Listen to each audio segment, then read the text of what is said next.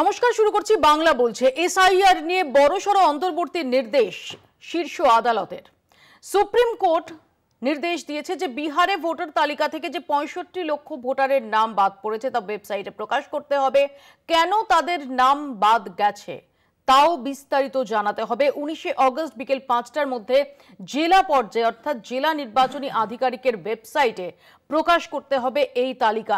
এর পাশাপাশি আধার কার্ড সংযুক্ত করারও নির্দেশ সুপ্রিম কোর্টের তরফ থেকে। এবং এরই মধ্যে আজকে আমরা দেখলাম যে কন্যাশ্রী দিবস উপলক্ষে যে অনুষ্ঠান, সেখান থেকে মুখ্যমন্ত্রী মমতা বন্দ্যোপাধ্যায় আরও একবার বাংলা এবং বাঙালি ইস্যু নিয়ে সরব হলেন। এই সব নিয়ে আমরা আলোচনা করব আজকের বাংলা বলছে। তো আমি শুরুতে আপনাদের দেখাবো কি বলেছে সুপ্রিম কোর্ট।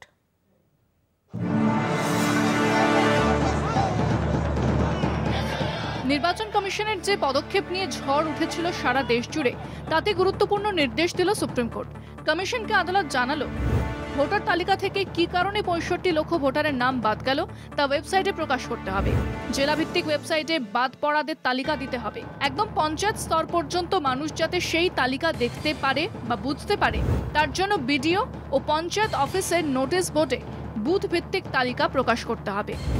যাদের নাম বাদ পড়েছে তারা ফের আবেদন করতে পারবে, আর সেই আবেদন পুনর্বিবেচনার জন্য দেওয়া যাবে আধার কার্ডও।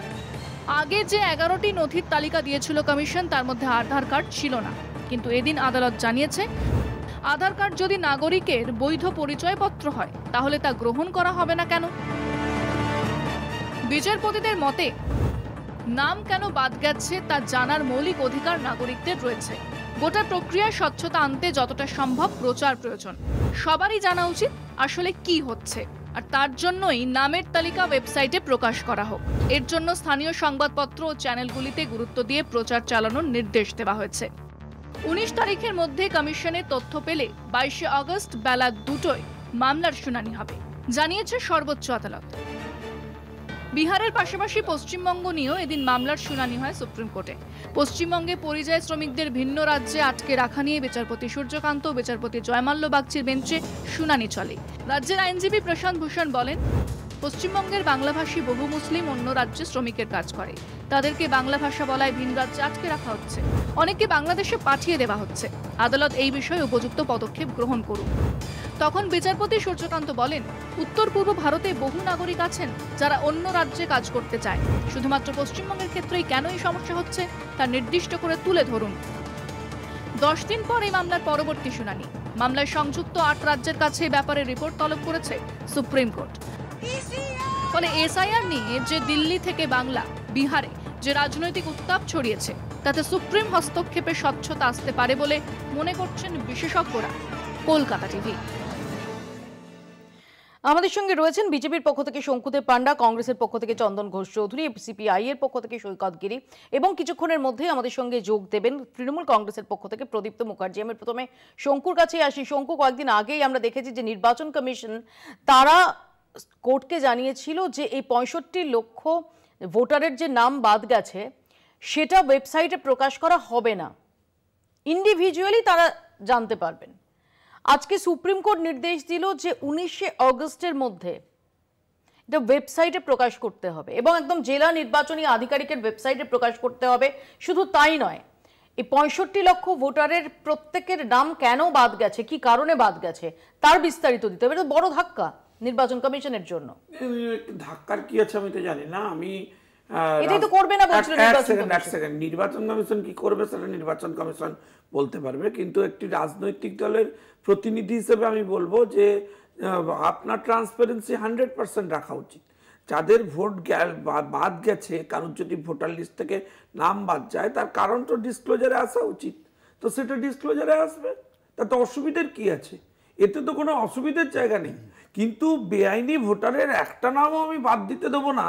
তৃণমূল কংগ্রেসের যে এই আস্ফালন, একটা নাম আপনারা বাদ দিয়ে দেখান। একটা বুথে 50টা লোক মরে গেছে, তাদের নাম ঢুকিয়ে রেখেছে, সেই সমস্ত মেটেরিয়ালকে দিয়ে ভোট করাবেন ভেবেছিলেন। বাংলাদেশি অনুপ্রবেশকারী, রোহিঙ্গা। আমার খুব ভালো লাগলো তুমি এই ট্রান্সপারেন্সির কথাটা বলে। তুমি মনে করো, তুমি যেটা বললে যে হ্যাঁ এই ট্রান্সপারেন্সিটা থাকা উচিত, এটা কেন তাহলে নির্বাচন কমিশন করতে চাইছিল না? সেই নির্বাচন কমিশনের পলিসি তোরই আমি জানি। আর নির্বাচন কমিশন স্বাধীন সংস্থা, তাকে গিয়ে জিজ্ঞেস করুন তার কাছে কি বক্তব্য।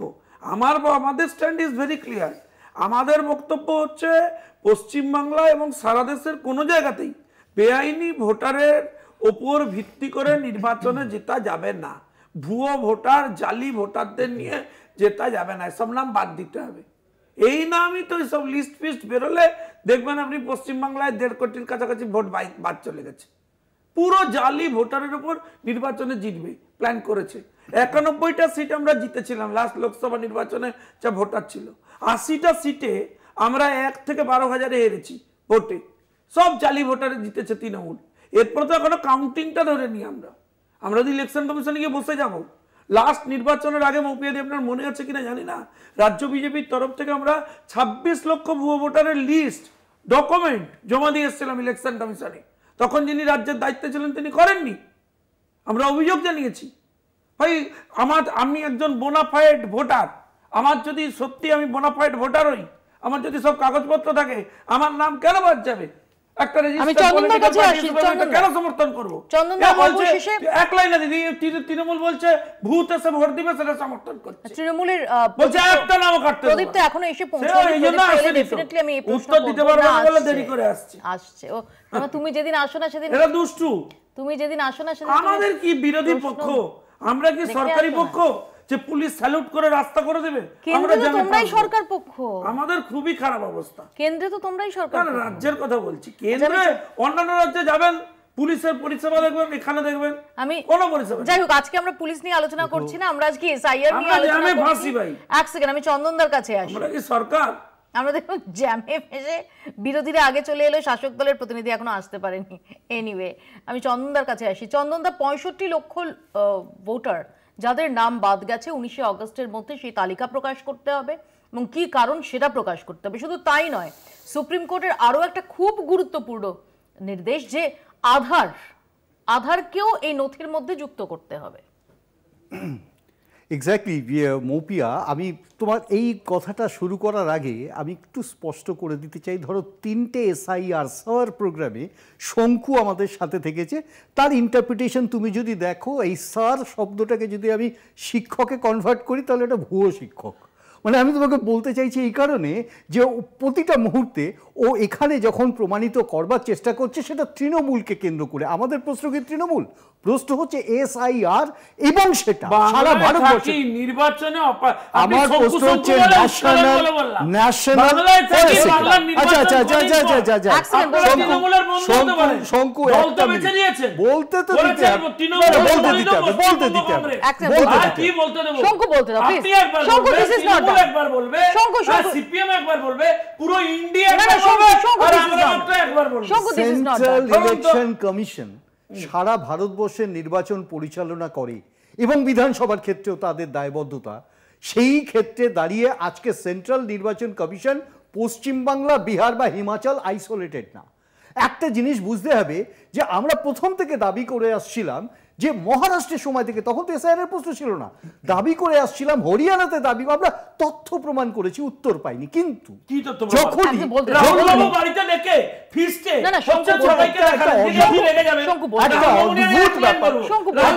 অদ্ভুত ব্যাপার, মানুষ পছন্দ করছে, মানুষ পছন্দ, আমি বলছি মানুষ পছন্দ করছে, মানুষ পছন্দ করছে, মানুষ পছন্দ করছে না। কার টিআরপি, কার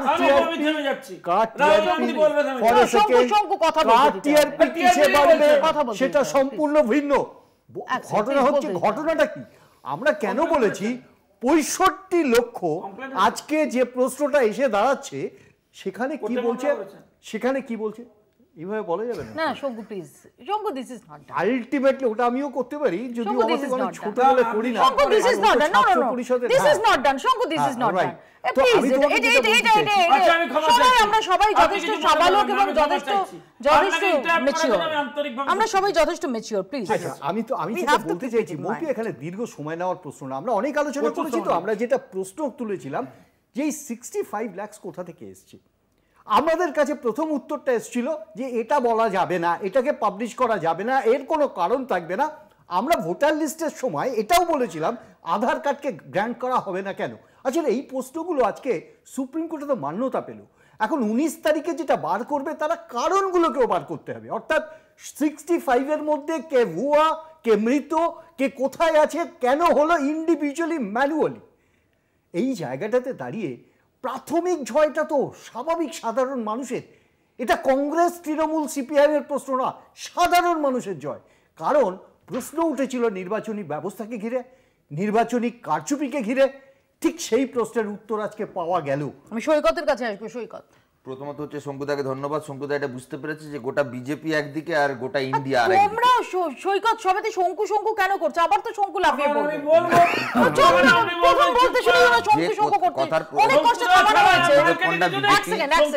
হাউলিং করা ছাড়া, চিৎকার ছাড়া পলিটিক্যাল তো কোনো কন্টেন্ট থাকে না। বিষয়টা যেটা হচ্ছে আজকের মূল সাবজেক্ট যেটা হচ্ছে ভোটের রাত। বিজেপির এক নেতা মোপিয়াদি গত সপ্তাহে দিল্লিতে দাঁড়িয়ে সাংবাদিকদের সামনে বলেছিল যে বিচার ব্যবস্থার অধিকারই নেই নির্বাচনী প্রক্রিয়া নিয়ে প্রশ্ন করার। বিজেপির একজন সাংসদ এইরকম মন্তব্য করেছিলেন যে নির্বাচন কমিশন যা খুশি তাই করতে পারে, নির্বাচন পরিচালনার ক্ষেত্রে বিরোধীদের কথা বলার কোনো অধিকার নেই। যদি গণতান্ত্রিক পরিবেশ বা গণতান্ত্রিক নির্বাচনী প্রক্রিয়াকে অস্বীকার করতে চান তাহলে আপনারা নির্বাচন প্রক্রিয়া থেকে সরে দাঁড়ান।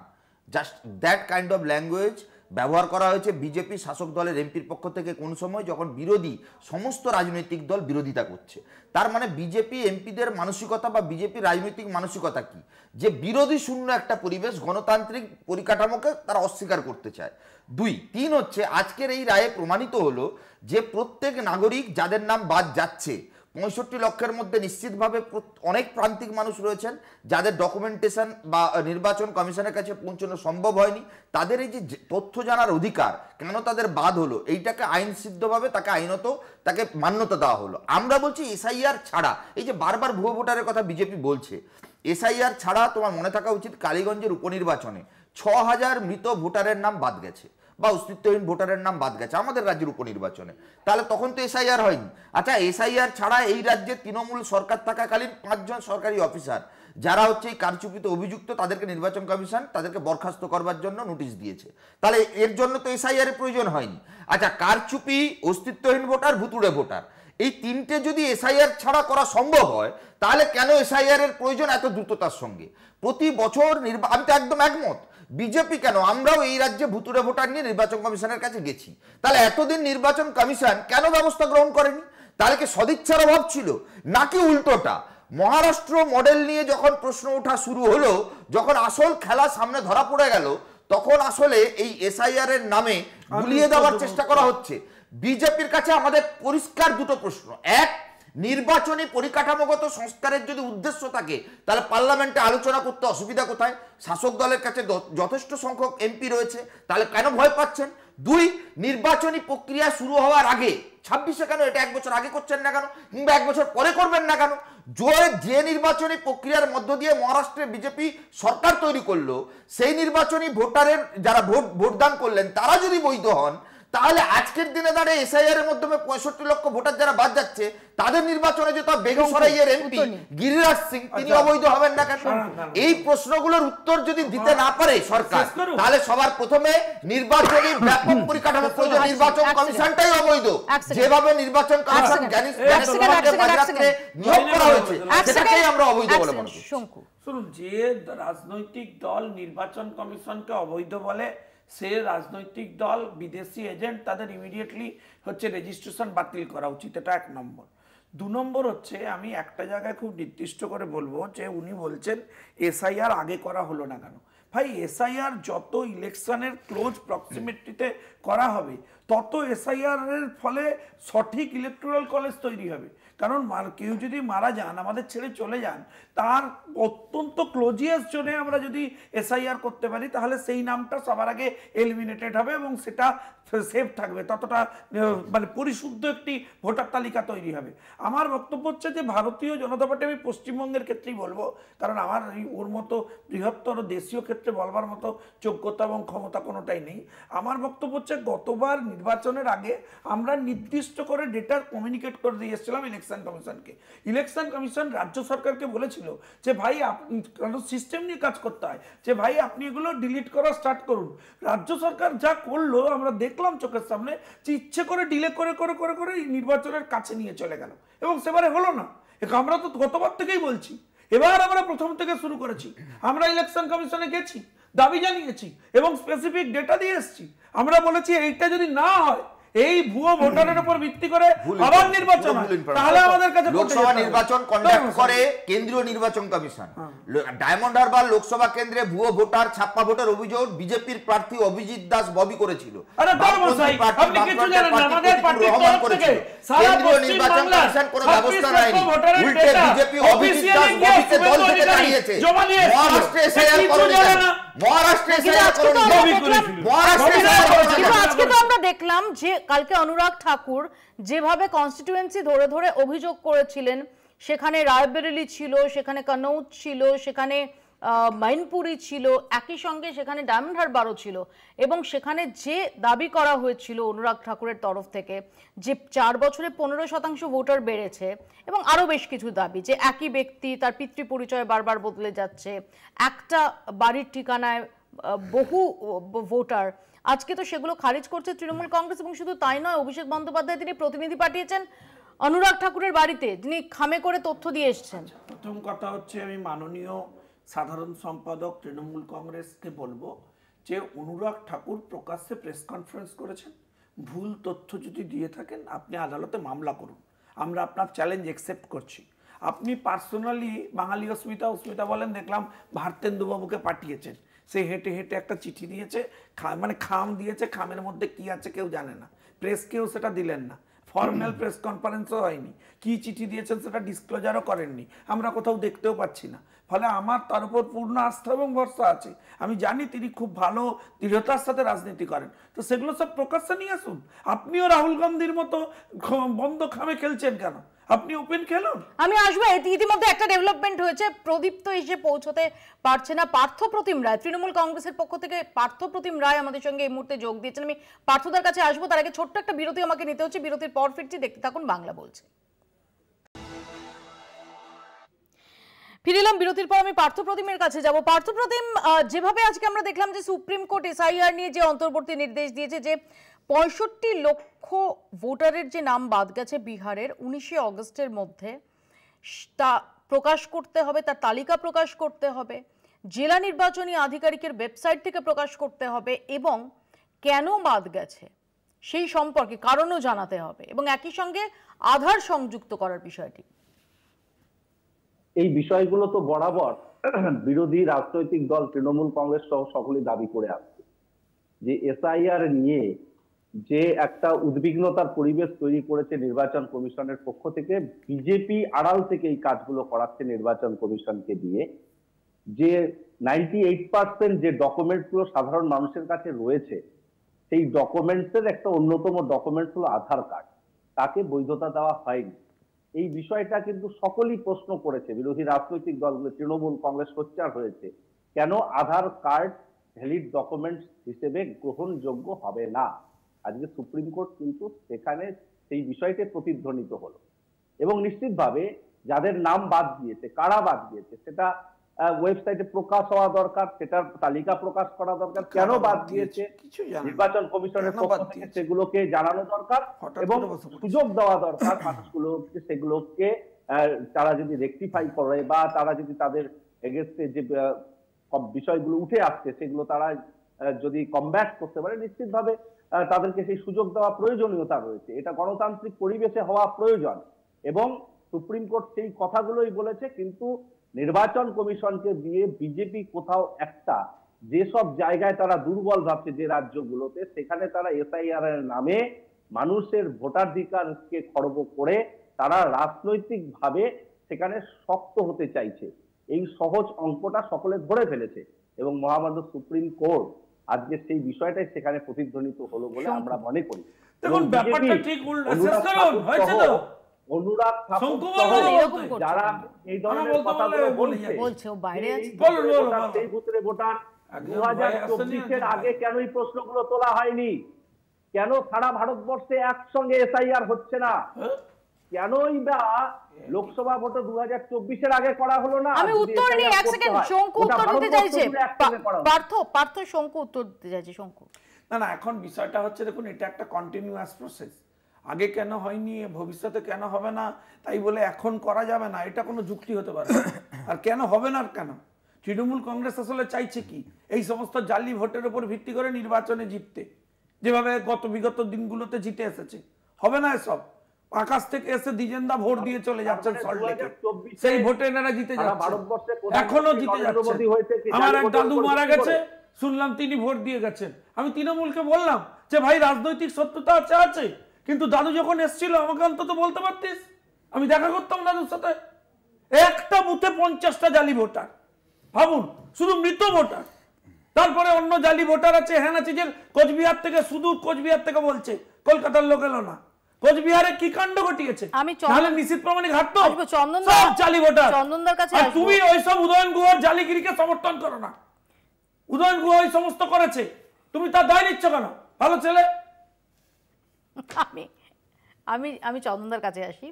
একটু আগেই, ঠিক আধ ঘন্টা আগে, জেপি নাড্ডা তিনি একটা এক্স হ্যান্ডেলে পোস্ট করেছেন। তিনি বলছেন যে Congress tried every trick and deceit to stop SIR, but they had to face disappointment in the Supreme Court today.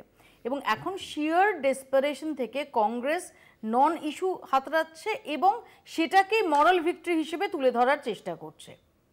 Interesting fact, আজকে সুপ্রিম কোর্টের যে রায় কংগ্রেসের দাবির সাথে কি আলাদা ছিল? মানে কংগ্রেস বলতে আমি বলতে চাইছি সামগ্রিকভাবে বিরোধী দল, তাদের দাবির সাথে কি আলাদা ছিল? আসলে কমপ্লাসেন্সিটা শুনে তারপরে উত্তরটা দাও। আমি বুঝতে পারছি, আমি বুঝতে পারছি ও বুঝতে পেরে গেছে। ও আমি বলছি বুঝতে পেরে গেছে যে এখানে নাড্ডাজি ভুলটা কোথায় করেছেন।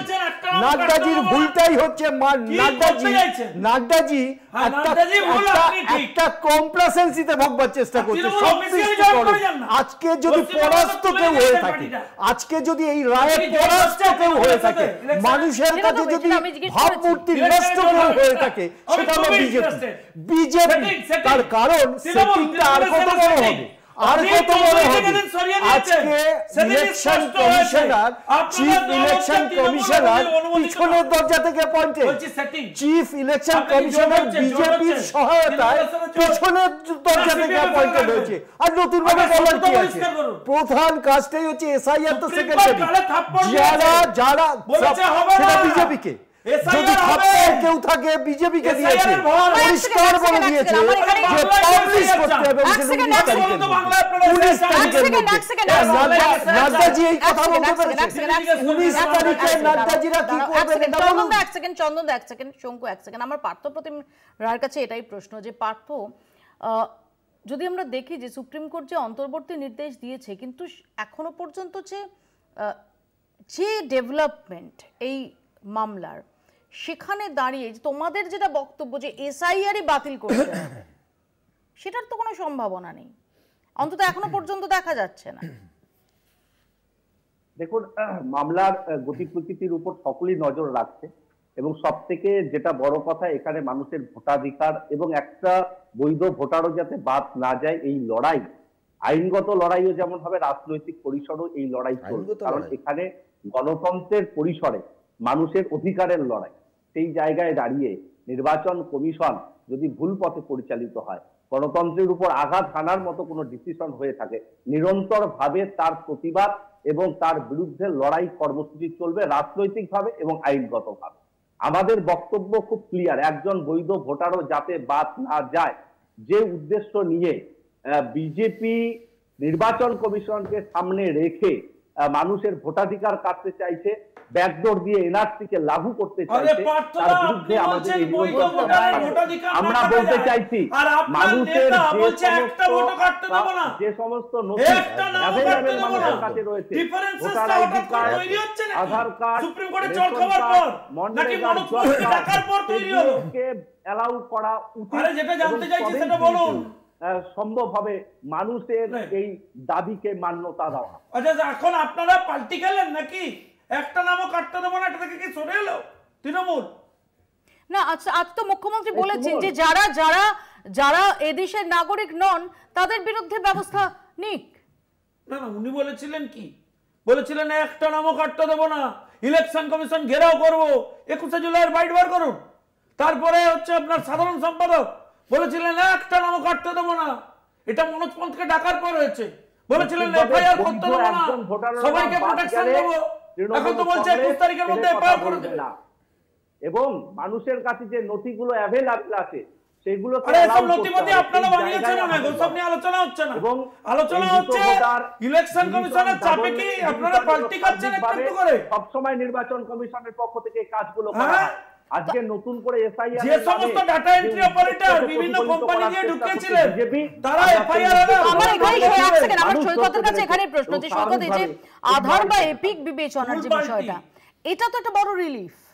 একদমই, আমি বলছি আধার এবং ভোটার কার্ড দুটো ক্ষেত্রে আমাদের নির্দিষ্ট বক্তব্য ছিল যে আধার, সরকার তো বারে বারে বলেছিল যে আধার কার্ডের ক্ষেত্রে সরকার তার নজরদারি, ভোটার কার্ডের পর আধার কার্ড আসার ফলে আরও বেশি করে কেন্দ্রের সরকারের নজরদারি হবে যাতে ভুয়ো আইডেন্টিটি কার্ড বা ভুয়ো আইডেন্টিটি হিসেবে ভারতীয় হিসেবে কেউ এই দেশে অনুপ্রবেশ করতে না পারে। তাহলে আধার এবং ভোটার কার্ডকে কেন মান্যতা দেওয়া হবে না? দেখুন, দুটো বিষয় খুব পরিষ্কার। এক, এসআইআর এর বিরুদ্ধে বামপন্থীরা, কংগ্রেসের এই বক্তব্য ছিল যে একজনও বৈধ ভোটারের নাম আমরা বাদ দিতে চাই না, এবং তার জন্য আইনি লড়াই লড়ছেন সুপ্রিম কোর্টে আমাদের আইনজীবীরা। কিন্তু এই রাজ্যে লাভলি খাতুন, জাকির বাবুদের দলে রেখে কখনো এই ভুয়ো ভোটার বা অস্তিত্বহীন ভোটার তাদের বিরুদ্ধে লড়াই করা সম্ভব নয়। স্বাভাবিকভাবে তৃণমূল কংগ্রেসের পার্থদার যে বক্তব্য, সেই বক্তব্যের সঙ্গে তৃণমূলের বক্তব্য মিলছে না। আমি যতদূর জানি 21শে জুলাই আমার কাছে ছবি আছে, আমি চাইলে দেখাতে পারি, ধর্মতলার সমাবেশে লাভলি খাতুন উপস্থিত ছিলেন। কী ব্যবস্থা নিয়েছে তৃণমূল কংগ্রেস? জাকিরবাবু কী ব্যবস্থা, জাকিরবাবুর বিরুদ্ধে কী ব্যবস্থা হয়েছে? কাকদ্বীপে তৃণমূল ছাত্র পরিষদ নেতার বিরুদ্ধে কী ব্যবস্থা হয়েছে? দেখো মুপিয়াদি, ইলেকশন কমিশন যদি চায় এসআইআর এর প্রশ্নে তাদের যা ক্ষমতা রয়েছে সেই অনুযায়ী তারা কাজ করতে পারে। আমাদের বক্তব্য হচ্ছে বিজেপির উদ্দেশ্যটা কি? উদ্দেশ্য কি নির্বাচন কমিশনকে করায়ত্ত করে পুরো নির্বাচনী ব্যবস্থাটাকে নিয়ন্ত্রণ করা? যদি একটা সাংবিধানিক ক্ষেত্রে একটা সংকট তৈরি করতে না চায় তাহলে পার্লামেন্টের ভেতরে একদম পরিষ্কার কথা, সমস্ত বিরোধী দলের সঙ্গে আলোচনা করে পার্লামেন্টে আলোচনার মধ্য দিয়ে এটা কেন সিদ্ধান্ত নেওয়া হবে? নির্বাচন কমিশনার নিয়োগ, নির্বাচন কমিশনার রিক্রুটমেন্ট এতদিন অবধি যা প্রসিডিওর ছিল তাতে সুপ্রিম কোর্টের প্রধান বিচারপতি অংশগ্রহণ করতেন। বিজেপি এখানে 2:1 করে মোদি, অমিত শাহ, রাহুল গান্ধী। তাহলে অমিত শাহ ব্যক্তিগত আমরা কেন নির্বাচন কমিশনার হিসেবে রিক্রুট করা হচ্ছে? এখানেই তো পরিষ্কার প্রশ্ন যে যেখানে যেখানে বিজেপি নির্বাচনে পারছে না সেখানে নির্বাচন কমিশনকে ব্যবহার করছে। মহারাষ্ট্রে আমাদের প্রশ্ন হচ্ছে, মহারাষ্ট্রের বেলা এক নীতি, বাংলার বেলা আরেক নীতি। ডায়মন্ড হারবার মডেলের বেলা প্রশ্ন হচ্ছে ব্যবস্থা এতদিন নাওনি কেন? মহারাষ্ট্রের বেলা ছাপ্পা ভোটে যেত। এই রাজ্যের মাটিতে দাঁড়িয়ে বিজেপি আসলে কেন্দ্র রাজ্য সংঘাত যখন তুঙ্গে, তখন কন্যাশ্রী দিবসের অনুষ্ঠানেও সেই বাঙালি অস্মিতার কথা তুলে ধরে দিল্লিকে সতর্ক করলেন মুখ্যমন্ত্রী মমতা বন্দ্যোপাধ্যায়।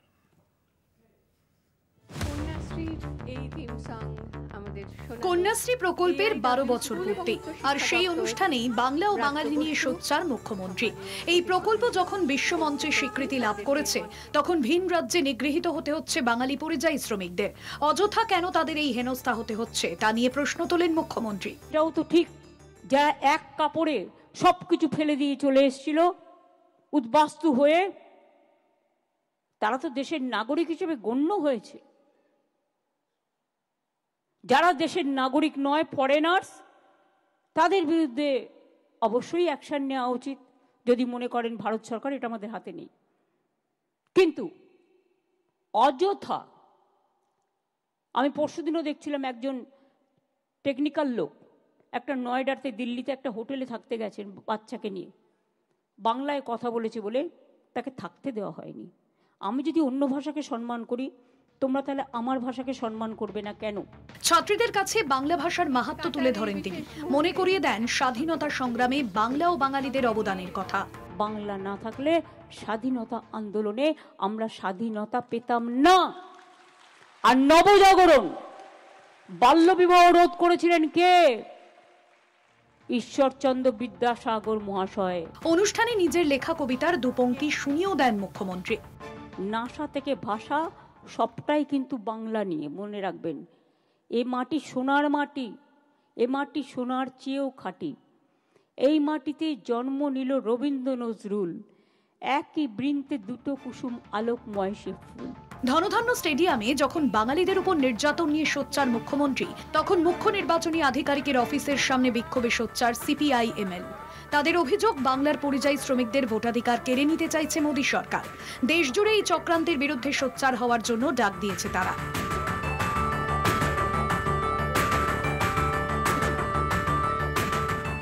এই পরিস্থিতিতেই অনুরাগ ঠাকুরের বিরুদ্ধে সোচ্চার হয়েছেন অভিষেক বন্দ্যোপাধ্যায়। গতকালই অনুরাগ ঠাকুর অভিযোগ করেছিলেন ডায়মন্ড হারবার কেন্দ্রে ভোট নিয়ে কারচুপি করেছে তৃণমূল। আজ সেই অভিযোগের জবাব দিয়ে অনুরাগ ঠাকুরের দিল্লির বাড়িতে জবাব পাঠিয়েছেন অভিষেক। অনুরাগের তুলে ধরা তথ্য যে ঠিক নয় তা সই সবুত সমেত পেশ করেছেন তৃণমূল নেতা। কলকাতা টিভি।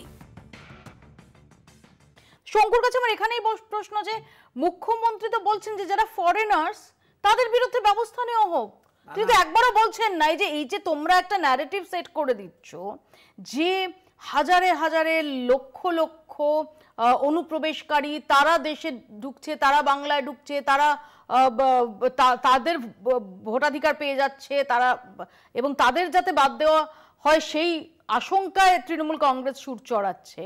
প্রশ্ন হচ্ছে যে মুখ্যমন্ত্রী তো বলছেন যে ফরেনার্স যারা তাদের বিরুদ্ধে ব্যবস্থা নেওয়া হোক, কথা তো হচ্ছে বৈধ নাগরিক যারা তাদের নিয়ে। না আপনি বিষয়টা সব বললে হবে না। মনোজ পন্থ ঘুরে আসার পর উনি এখন এফআইআর করবেন, এফআইআর হবে, ওনার সরকার করতে বাধ্য হচ্ছেন। এইসব বক্তব্য 21শে জুলাই ছিল না। এখন বৈধ টৈধতে উনি এসছেন আস্তে আস্তে। ইতিমধ্যে আপনি জানেন কল্যাণ বাবু হচ্ছেন সুপ্রিম কোর্টে গেছিলেন এসআইআর নিয়ে তার বক্তব্য রাখবার জন্য পশ্চিমবঙ্গ নিয়ে। সুপ্রিম কোর্ট বলেছে পরে আসুন, যান আগে বিহারটা দেখি। বিহারে যা অর্ডার বেরোতে শুরু করেছে তাতেই উনি বুঝেছেন যে এটা আটকাতে পারবেন না। এখন আটকাতে পারবেন না বুঝে এখন এই সমস্ত কথাবার্তা বলছেন। এখনো তো কাউন্টিং নিয়ে আমরা কিছু বলিনি, এখনো তো এফআইআর হওয়ার পর সেটার ইনভেস্টিগেশন নিয়ে আমরা কিছু বলিনি। একটি অন্য সংস্থা সে সরাসরি সব জায়গায় ডেটা এন্ট্রি অপারেটর ঢুকিয়েছে। এফআইআর হলে তো ইনভেস্টিগেশন সেন্ট্রাল এজেন্সি দিয়ে হবে, অনেক কিছু বেরোবে। এবার কিছুই হয়নি, সবে সন্ধ্যে। পার্থদা না কথায় কথায় সেন্ট্রাল এজেন্সি, আরে না নয়, হ্যাঁ বাইরে আছেন বলতে দাও। 300-র উপর সেন্ট্রাল এজেন্সি এই পশ্চিমবঙ্গে পাঠিয়েছে। তাহলে আপনি কিছুই করতে পারছেন না, সব ম্যাটার কোর্টে যেতে হচ্ছে, কোর্ট বলছে সেন্ট্রাল এজেন্সিকে দিয়ে দাও। ঘোটালা একটা মিছিল করতে যেতে হচ্ছে কোর্টে পারমিশন নিতে। কোনো কর্মসূচি কার্যসূচি গ্রহণ করছো না, নিজেদের বেলা আটি ছুটি পরের বেলা চিন্তা করবে। আমি সরকার ক্ষমতায় জিতে আসছি, তোমার কথা চিন্তা করব না, আমি সবার কথা চিন্তা করব। দিয়ে বাংলাকে জয় করার একটা চক্রান্ত করা হচ্ছে, সেটা মানুষ বুঝে গেছে। আগামী দিনে নির্বাচনে আরো স্পষ্ট হবে যে বিজেপি 1.5 কোটি জালি ভোটারের উপর বেশ করে 2021 জিতেছো, কাউন্টিং লুটেছো, তারপর বড় বড় জ্ঞান দিয়ে আগে ভোটার লিস্ট ঠিক করতে দাও ইলেকশন কমিশন। সেটাই আগামী দিনে এই নির্বাচনে কেমন দিয়েছে দাদানি, সেন্ট্রাল এজেন্সি দিল্লিটাকে কেমন দিয়েছে, সেই জন্য এফআইআর করতে হচ্ছে। বলে তো ছিল আমি এফআইআর করব, মানুষের অধিকার হচ্ছে তো যাবে না।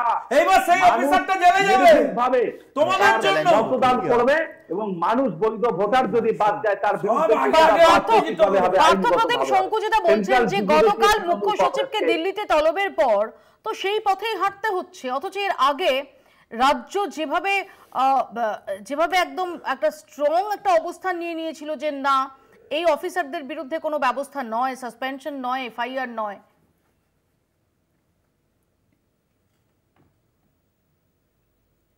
হ্যালো, হ্যাঁ পার্থপ্রতিম।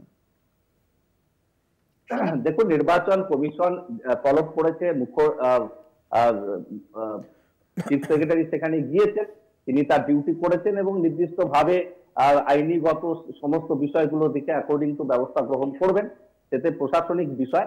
আমরা যেটা মনে করি সামনে রেখে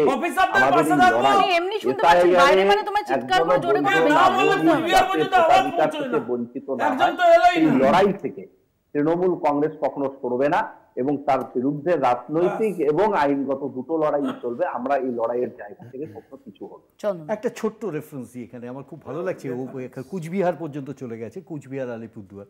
আচ্ছা, একটা জিনিস তোমার হয়তো মনে থাকতে পারে, গত নির্বাচনে 2021-এর এই নির্বাচনে লাস্ট 2024-এর নিশীথ প্রামাণিকের স্টেটমেন্টটা নির্বাচন হয়ে যাওয়ার পরে এরা বলছে 1.5 কোটি, আজকে বলছে 1.5 কোটি তিনি তো হেরেছেন, কিন্তু নির্বাচনে ভোট কাস্ট করে বেরিয়ে আসার পর পরিষ্কার বলছেন বাবা, এইটাই তো আমরা এই জায়গাটাতেই আমরা বলছি।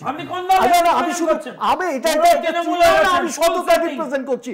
আমি এই কারণেই বলছি আজকে যে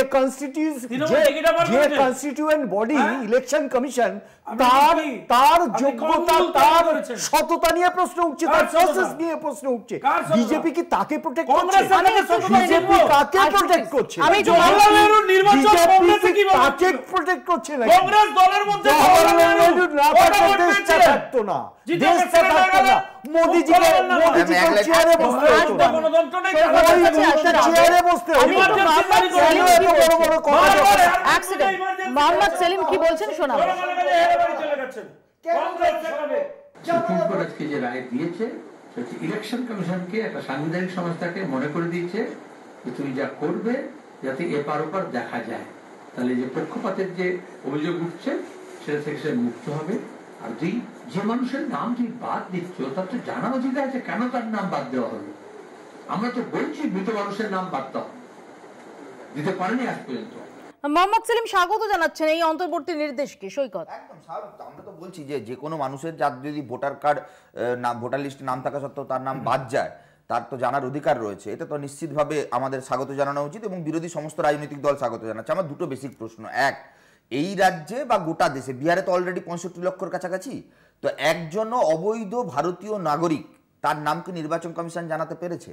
তাহলে শুধু মুখে বলবো অনুপ্রবেশ, বাংলাদেশে অনুপ্রবেশ হয়েছে, তাহলে একজনও ভোটারের নাম কেন নির্বাচন কমিশন জানাতে পারছে না যে এতগুলো বেআইনি অনুপ্রবেশ হয়েছে? এক। দুই, বঙ্গা, জাকির বাবুর ব্যবসা তো বঙ্গা, আমরা স্বীকার করছি এই রাজ্যে তৃণমূল বেআইনি ভোটার লিস্ট করেছে, কিন্তু বিজেপির এমপি শান্তনু ঠাকুর বঙ্গায় জিতেছে, রানাঘাটে জিতেছে বিজেপি, কোচবিহারে 2019-এ জিতেছিল বিজেপির এমপি। তাহলে তিনি আবার স্বরাষ্ট্র প্রতিমন্ত্রী হয়েছিলেন। তাহলে কেন তারা এতদিন এই নিয়ে মুখ খোলেননি? তাহলে কি এতদিন অবধি বিজেপির ভোট জেতার মুখ খুলেছে? এক মিনিট তাহলে কোচবিহারে কি বেআইনি ভারতীয় ভোটারের জিতেছিলেন? তাহলে বিজেপির এমএলএ আজকে বিজেপির এমএলএ নাম ভোটার লিস্টে নেই কেন? 2024-এর ভোটার লিস্টের তালিকায় বিজেপি এমএলএ নাম নেই কেন? গঙ্গা লোকসভার ভোটে দুজন বিজেপি বিধায়কের নাম ভোটার লিস্টে নেই কেন? নেই তাহলে তাকে বেআইনি ভারতীয় এক সেকেন্ড উত্তর ওরা স্টাডিটা পরে করেছে, ওরা পরে স্টাডি করে বুঝেছে। আচ্ছা, একটা জিনিস হচ্ছে আপনাকে বুঝতে হবে ধর্মের ভিত্তিতে যারা ওখান থেকে এখানে এসেছেন তাদের মধ্যে আপনারা জানেন যে তারা হিন্দু ধর্মের জন্য তারা বিতাড়িত হয়েছেন, দেশ থেকে এখানে আসতে বাধ্য হয়েছেন এবং তাদেরটা একটা প্রসেসের মধ্য দিয়ে হচ্ছে যার জন্য সিএএ এসেছে। আপনি একটা জিনিস বোঝার চেষ্টা করুন, এই অভিযোগটা সব থেকে বেশি আপনাদের বিরুদ্ধে যিনি করেছেন তার নাম মমতা বন্দ্যোপাধ্যায়। সেই মমতা বন্দ্যোপাধ্যায়ের গলা ফাটাতে আপনাদের লজ্জা করছে না? না না, সিএ এর মাধ্যমে সিএ চালু হয়ে গেছে, গল্প ছাড়ুন। না না, সিএ চালু হয়েছে, তার মানে মমতা বন্দ্যোপাধ্যায় সিএ চালু হয়েছে। এইটাই তো আমরা বলছি, এই কারণে অভিষেক বন্দ্যোপাধ্যায় পার্লামেন্টে যায়নি, এই কারণে বিজেপি অভিষেক বন্দ্যোপাধ্যায় ডায়মন্ড হারবারের বিরুদ্ধে কোনো ব্যবস্থা নেয়নি। তার জন্য অভিষেকের বিরুদ্ধে বিজেপির ক্যান্ডিডেট তাড়িয়ে দেওয়া হয়। অভিজিৎ দাস বাবুকে তাড়িয়েছো কেন? অভিজিৎ দাস বাবুকে অনুরাগ ঠাকুর তো ডায়মন্ড হারবার নিয়ে প্রশ্ন তুলছেন, আবার যেটাকে কাউন্টার করছে তৃণমূল কংগ্রেস এবং অভিষেক বন্দ্যোপাধ্যায়ের প্রতিনিধি যাচ্ছেন অনুরাগ ঠাকুরের বাড়িতে তথ্য দিদি মোদির কি লড়াই হয় না? আমরা তো লড়াই হচ্ছে, তারপর ফলাফল কি? সুপ্রিম কোর্টে একটাও লড়াই দেখা যায়? এদের কাছে কোনো ব্যবস্থা একটাও আইনি লড়াই যেখানে তৃণমূল বিজেপির বিরুদ্ধে সুপ্রিম কোর্টে গেছে, এতগুলো গরিব মানুষের কাছে আটকে আছে, তৃণমূল লড়ছে। এই রাজ্যে আছে তমলুকের বিজেপির সভাপতি, তমলুকের বিজেপির সভাপতি তৃণমূল দলে যোগদান করেছে, আর এই বিজেপি সরকার করে বলছে তৃণমূলের বিরুদ্ধে রাস্তা দেবে। নিজের দলের সভাপতি, পঞ্চায়েত সমিতির সভাপতি সে আজকে তৃণমূলে এসে গেল। উত্তরবঙ্গের বিজেপির বিরোধী দলনেত্রী মাঝরাত্রে তৃণমূলের পঞ্চায়েত সমিতির সভাপতির সঙ্গে মিটিং করছে। এই বিজেপি তৃণমূলের বিরুদ্ধে লড়বে, ডায়মন্ড হারবারের বিজেপি নেতারা সব তৃণমূলে ঢুকে গেছে, তৃণমূলের বিরুদ্ধে লড়বে। দিদি সিপিএমুল তৈরি করেছে, এরা দমদমে নামিয়ে দিল সুজন চক্রবর্তীকে। কত ভোট কেটেছে দেখুন, আমরা হেরেছি বিজেপি। সুজন চক্রবর্তী আমাদের দলের বরাবর ক্যান্ডিডেট, আর যাই হোক বিজেপির মত তৃণমূল শিল্পকে দাঁড় করাইছে, তৃণমূলের ভাড়া করা টাকা টিকিট দেয়নি, আমাদের দলের অরিজিনাল ভাড়া করা তৃণমূলের নেতা, তোমার দলের ক্যান্ডিডেট ভাড়া করা তৃণমূলের নেতা পার্সেল বদল